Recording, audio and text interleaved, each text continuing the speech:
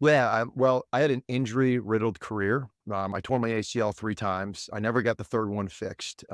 So I don't have an ACL in my right leg, but I'm completely functional. Can do absolutely everything just because I practice what I preach, right? So I continue to do everything that I need to. Luckily the weight room is right outside my office door, so that really helps. So I don't promote not getting it done unless you live this kind of this lifestyle.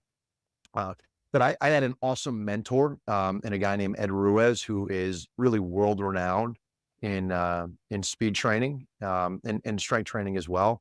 And he really molded who I am and taught me to do it the right way, and taught me to train people. And that was helpful for sure.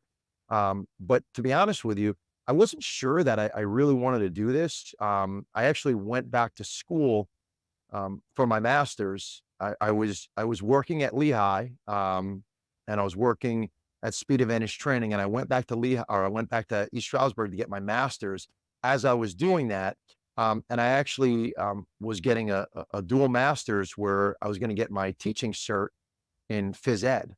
To be honest with you, just to be vulnerable, I was scared of this field. Um, it and just like any at that time, I think I was a 20-year-old or 21-year-old. Um, you are fearful of work, and strength training is a lot of work. I'm here at 6 a.m. I don't leave until 8. I'm like, can I really do this? Like, I don't want to do this. And then, you know, the money that you make relative to the hours that you work scared the hell out of me. So I'm like, you know what? I want to get my teaching cert and be a phys ed teacher because that seems like a pretty cushy life, right?